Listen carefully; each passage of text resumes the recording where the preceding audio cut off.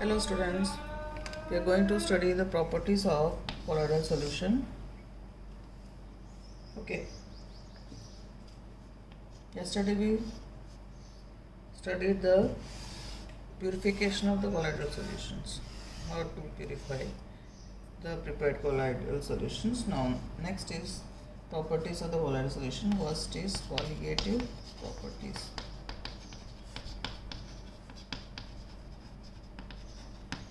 Okay, so we studied about the colligative properties. The particles of the colloids are bigger as compared to the true solution, so number of particles will be less as compared to the true solutions, and therefore as the number of particles will be less, the it will have a low value of colligative property, okay, as compared to the true solutions. So osmotic pressure of the colloidal solution, though smaller than the true solution, is the colligative property that has been determined, and this can help in finding out the molar mass of the colloidal particles. This property can help in finding out the molar mass. The next is Tyndall effect. Tyndall effect. So you know that when a strong beam of light is passed through the true solution, placed in a beaker in a dark room, the path of the light is not visible. Whereas if you keep the colloidal particles in that, then from the direction of the right angle to that of the incident beam, then you will see that the path is illuminated by bluish light, and this is due to the scattering of the colloidal particles. And this was first observed by Faraday and later by Tyndall, and is called the Tyndall effect. So what is the Tyndall effect? It is the phenomenon of scattering of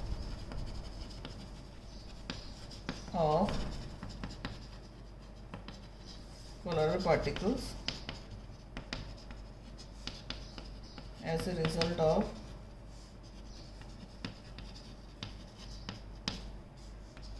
of which the path of the beam is visible.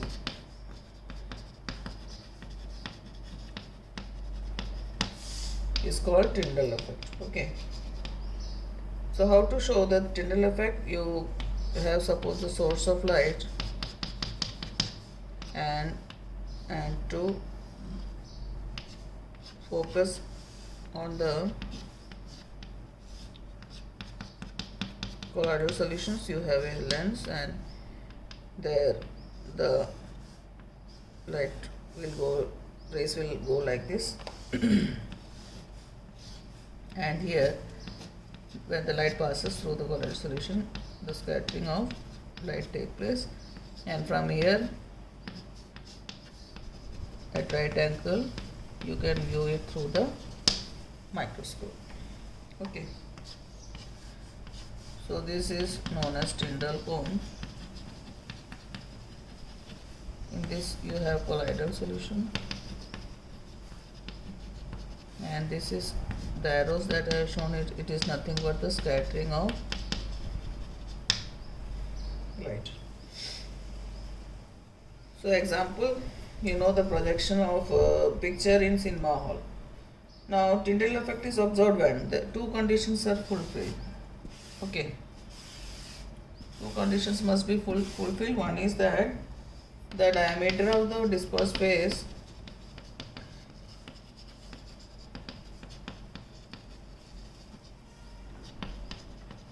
is not much smaller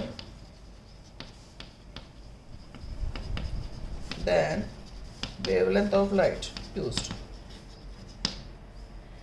So this is the first condition, and the second condition is that the refractive index of both dispersed and dispersed medium should be differ in magnitude. That is, refractive index of dispersed phase and dispersion medium, it should be very much differ. Both must differ in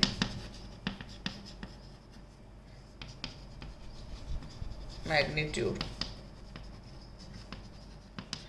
So these are the two conditions. It is used to distinguish colloidal solution and true solution. This effect is used to determine the distinguish between the colloidal solution and the true solution. So Zsigmondy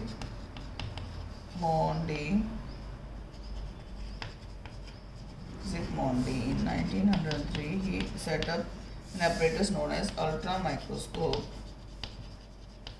by using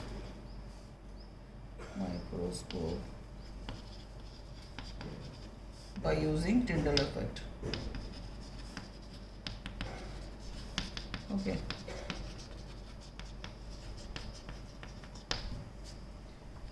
So what he did an intense beam of light was focused on the colloidal solution,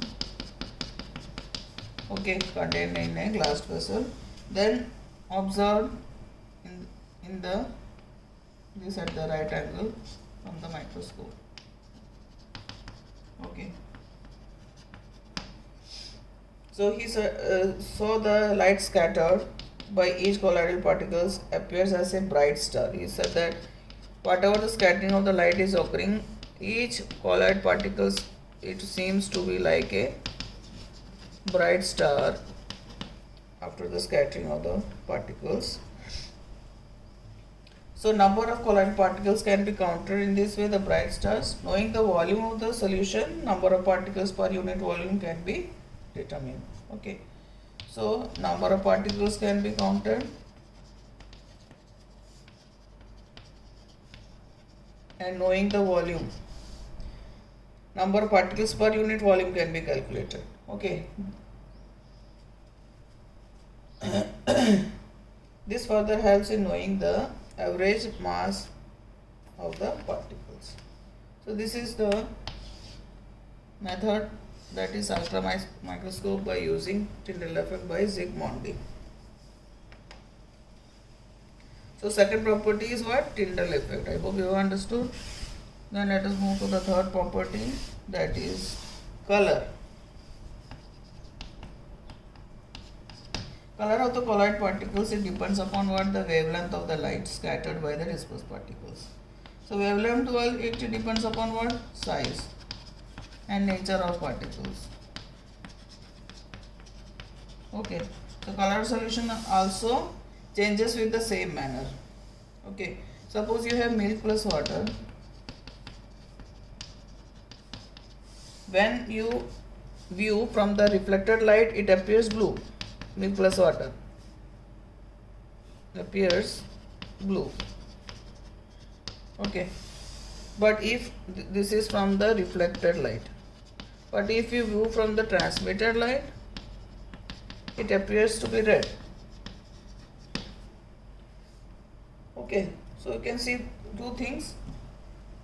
So color of the solution changes with the manner how you receive, the observer receives the light. Okay. This is first example. Then second, gold salt, red in color. If the size increases, it becomes purple, then to blue, then to golden. Gold salt. So that is about the color. Color of the color solution depend upon the wavelength of the light scattered by the dispersed particles. Wavelength depend upon the size and the nature of the particles, and the color of the solution also changes with the manner how you observe the reflected or the transmitted light.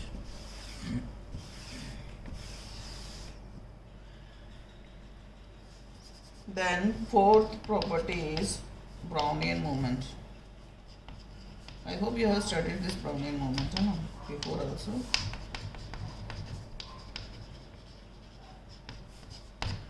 So when you are under a very powerful microscope, what you will see, the colloidal particles appear to be in a state of zigzag motion like this. No particular direction, just it is moving here and there, motion all over the field of view. This was observed first by Robert Brown, therefore the name as Brownian movement. So zigzag movement of the colloidal particles in a medium of the solution is known as what? Brownian movement. Okay.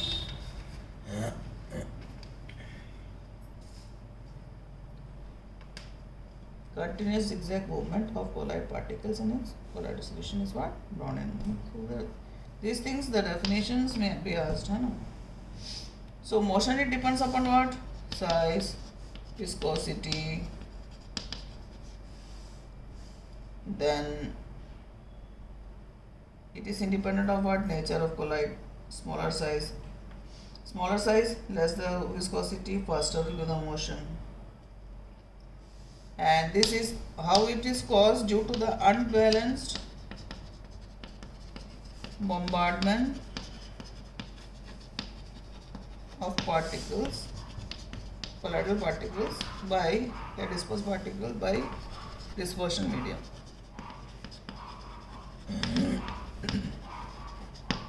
Dispersion medium. So this Brownian movement is responsible for the stability of the salts. Why? Because it does not allow the particles to settle down. That's why it is responsible for the stability of the salts. Means the particles are continuously moving.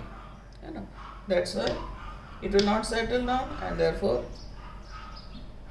there is stability of the colloidal particles. Next property is charge on colloidal particles. That is fifth one. Charge on colloidal particles. So the colloidal particles carry the charge, and the presence of charge is also one reason for the stability. Okay. Presence of charge leads to stability, and this charge may be either positive or negative. So positively charged salts are, example, hydrated metallic oxides, example, Al2O3 X molecules of water, Cr2O3 X molecules of water, or Fe2O3 6 molecules, X molecules of water, 6 molecules, X molecules of water,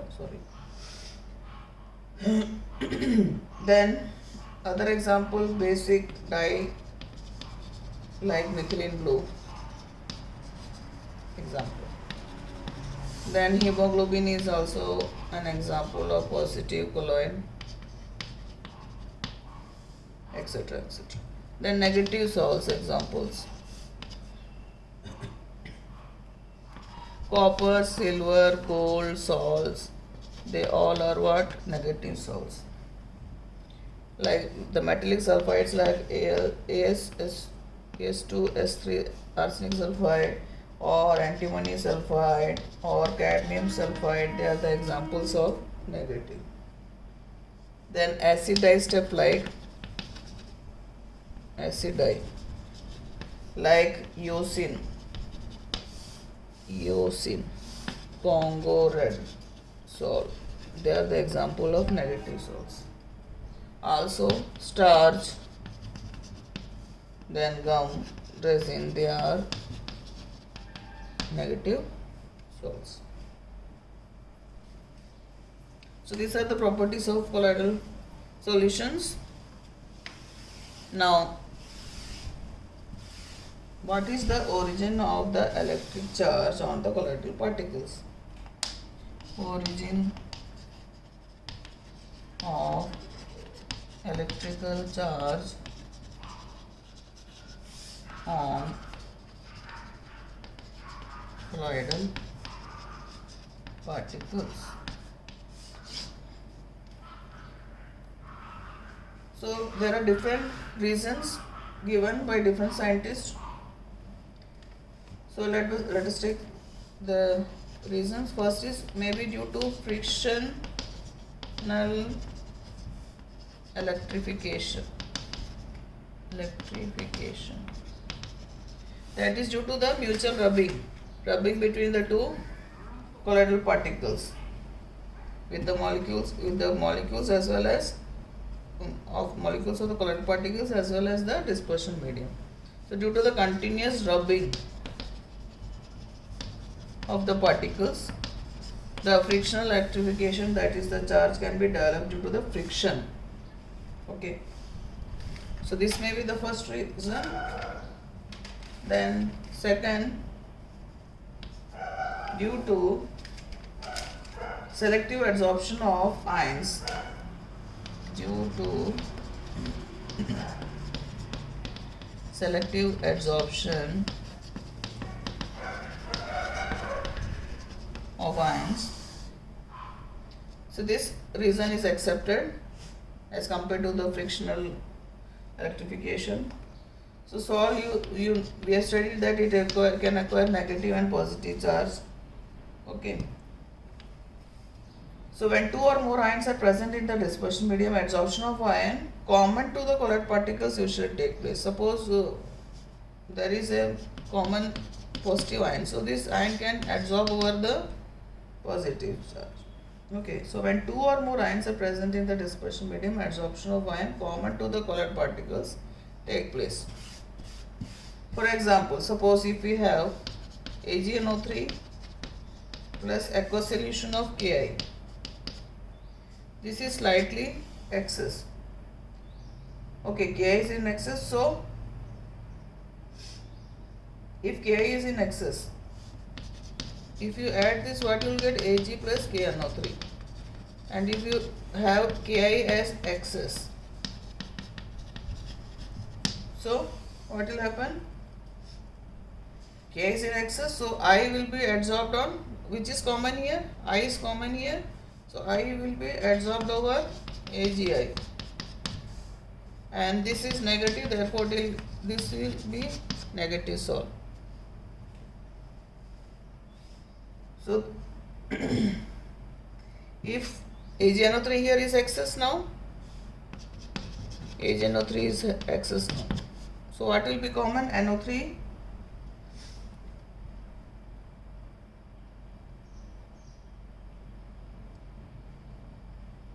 we are getting what? Okay, NO3. Ag is in excess. Means what you can say? Preferential adsorption will be of what? Ag. So AgI is already there. Now Ag will be absorbed. So it will become positive also. Whether it is negative or positive will depend upon the adsorption of the common ions that is present in excess. Okay. So the layer formed again attracts. Now suppose this layer is formed again, it can attract, okay, to form the second layer. So combination of these two layers opposite charges of opposite round colloid particles is called Helmholtz electrical double layer. Helmholtz electrical double layer.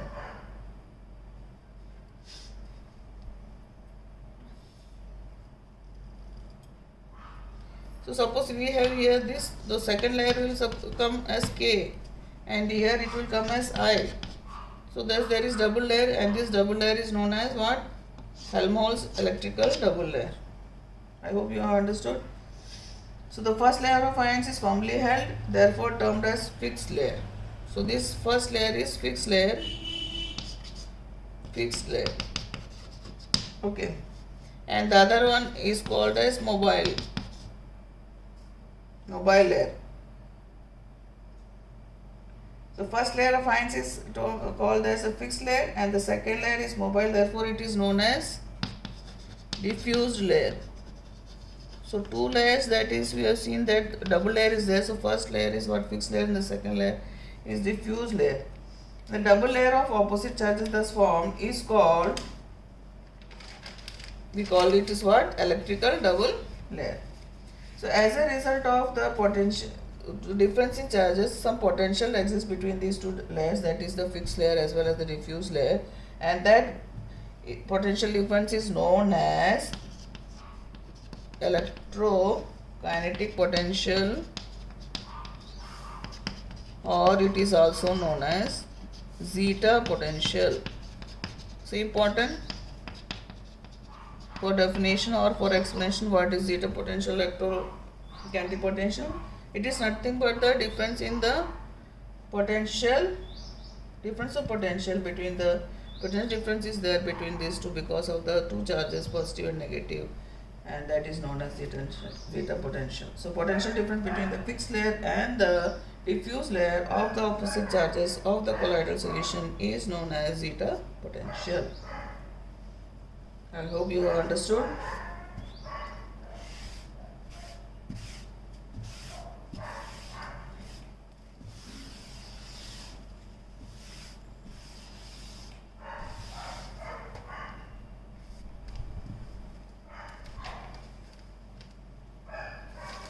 So this was about the charge on the colloidal particles. Next property is electrophoresis. One more was left property, that is electrophoresis. No more. और भी है, 2-3 और है ना. Electrophoresis, electroosmosis और एक और होना चाहिए, coagulation or precipitation. 3 properties are left. So electrophoresis.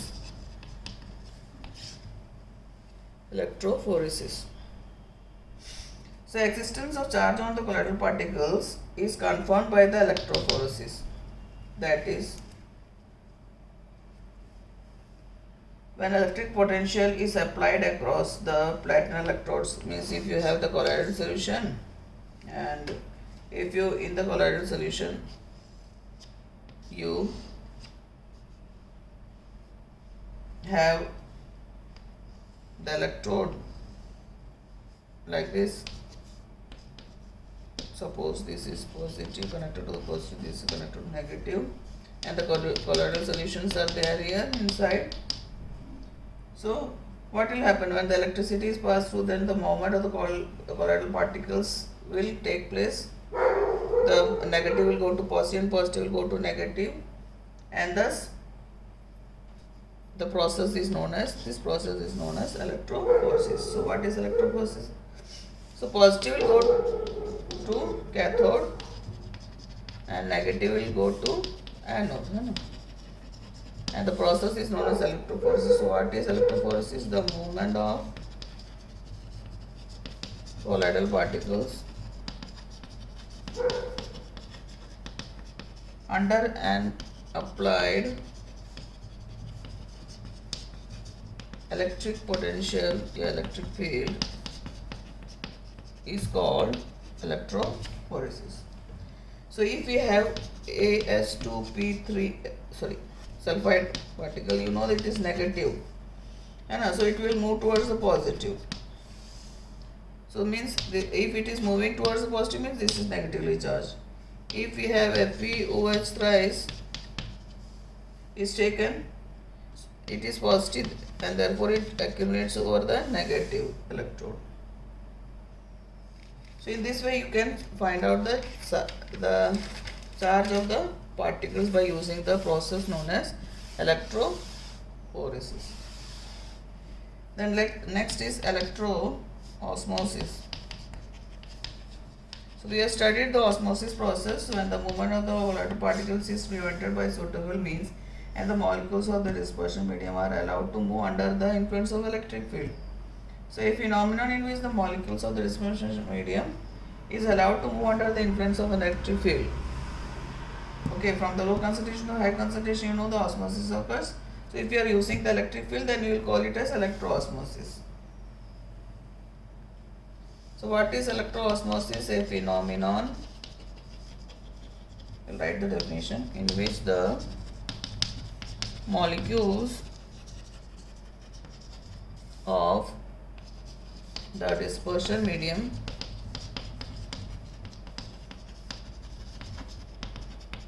is allowed to move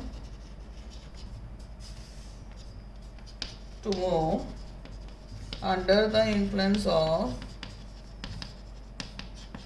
an electric field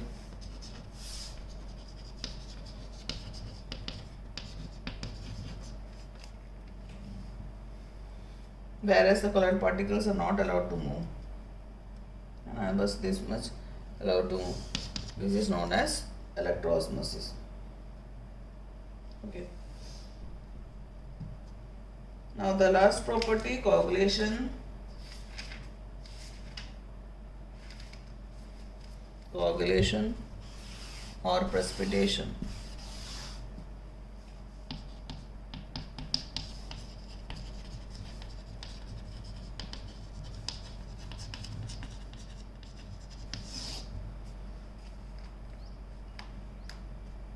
We have seen the stability of the particles is due to the presence of the positive or negative charge. Okay. So a small amount of electrolyte is necessary for the stability of the colloidal solution. The ions of the electrolyte adsorb on solid particles. They either is positive or negative, and the charged colloid particles repel one another and come close together to unite to form bigger molecules. Okay, if the same charge it is coming, it will unite to form a bigger.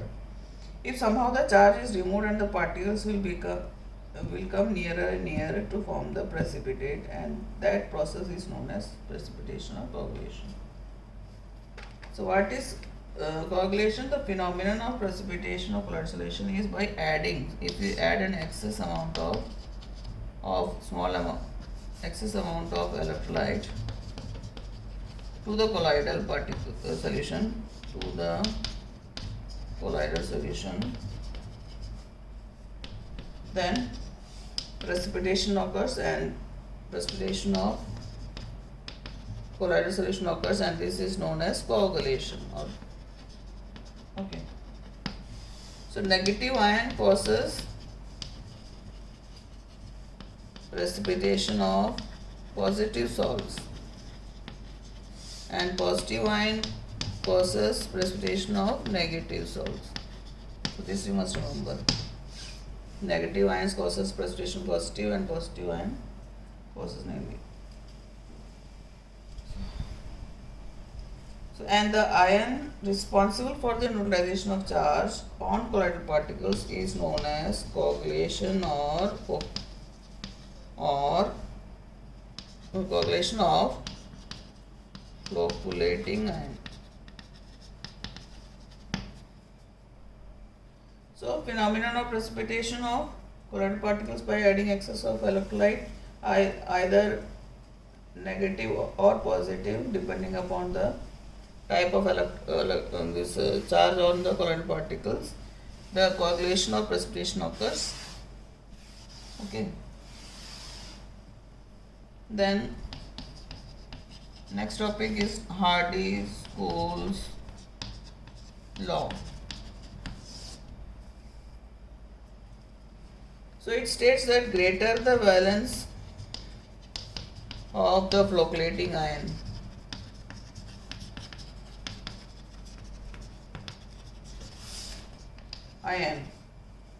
when you are adding, that is added, greater is its what? Power of precipitation. A power to cause precipitation. And this is nothing but the Hardy-School's law. Okay. So I can say that it states that greater the valency, greater is the flocculating, and ions carrying the opposite charge to that of the solution, but particular affecting the coagulation. Suppose to coagulate a negative salt, the flocculating order will be of positive charge will be more the valency charge on that, more will be the power of coagulation. This is for negative salt. For positive salt, FeCN6 4 minus, then PO4 3 minus, then SO4 2 minus, and Cl minus. So this is the order, and the minimum amount of electrolyte that must be added to 1 liter. Okay, of colloidal solution so as to bring about the complete coagulation, or that is known as coagulating value. Coagulating value or flocculating value. So what is flocculating value or coagulating value? The minimum amount of electrolyte that is to be added to 1 liter of the colloidal solution so as to bring about the complete coagulation is known as coagulating value or the flocculating value. The smaller is the coagulation value of an electrolyte, greater will be the precipitating power. So we can say that the coagulating value is inversely proportional to the precipitation power. That is, smaller is the coagulating value of an electrolyte, greater will be the precipitating power. So this is Hardy-School's law.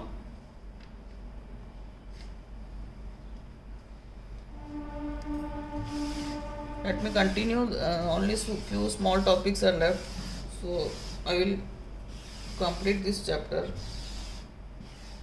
in this video only. Next is coagulation of lyophobic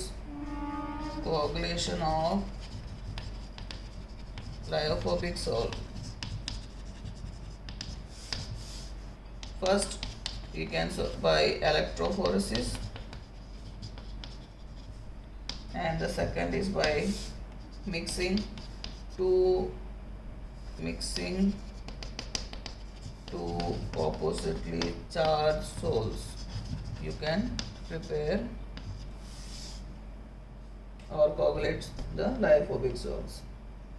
So for example, FeOH thrice, it is positive if it is added to arsenic sulfide, which is negative, then it will get coagulated. Third is you can by boiling. So on boiling, what will happen? The adsorbed layer that is over the colloid particle, it will get disturbed, and thus the precipitation will occur. Then fourth is by adding electrolyte, that we have already studied. Addition of electrolyte, and also by persistent dialysis. The dialysis process, if you continuously do, then also the precipitation will occur. That is, the electrolyte is completely removed and the colloid becomes unstable and it will precipitate. Then how to coagulate the lyophilic salts? Lyophilic salts, they are more stable than lyophobic salts. The stability of the lyophilic colloid is due to the same charge, then that is on the colloidal particles, and due to solvation of colloidal particles. So this is the reason for the stability. So if any of the factors are removed, then coagulation will be occurring. So this is done by either adding electrolyte, then by adding suitable solvent,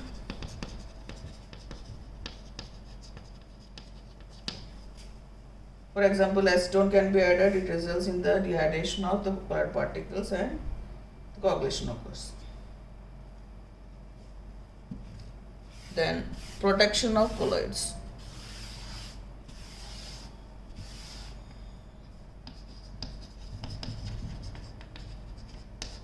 So we have seen that lyophilic salts, they are more stable as compared to the lyophobic. Okay, so the lyophilic colloids has a unique property to protect the lyophobic colloids. You can use the lyophilic colloids to protect the lyophobic. So what will happen if you use? It will form a layer over the lyophobic particles and thus protect the electrolyte. So lyophilic colloids used for this purpose is called the protective colloid. Okay. Then last topic, that is emulsion. So we have seen that liquid colloidal system is what? Nothing but the emulsion. So if two immiscible liquids are there shaken, then we get the emulsion. and if you keep it for some times without touching, then you can separate it. So there are two types of emulsion. One is oil dispersed in wet water, oil dispersed in water, OW type, and the second is water dispersed in oil, that is you can say WO type.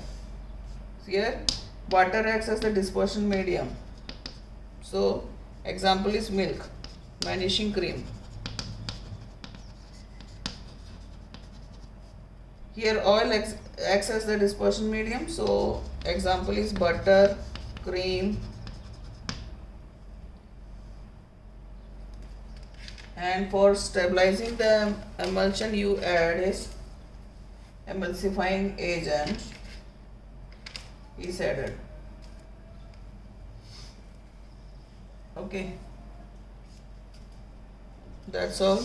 The chapter is finished. So go through the exercise, whatever is given the chapter. In that of the chapter, I think between the chapter, don't think some questions are given. So go through the questions and do it in the homework copy. This is compulsory. I think you have done also the exercise of solutions. So two homework now I am going to give you, that is write all the answers of both the chapters that I have taught you in the homework copy. When the school will open, I will definitely check the copies. Okay.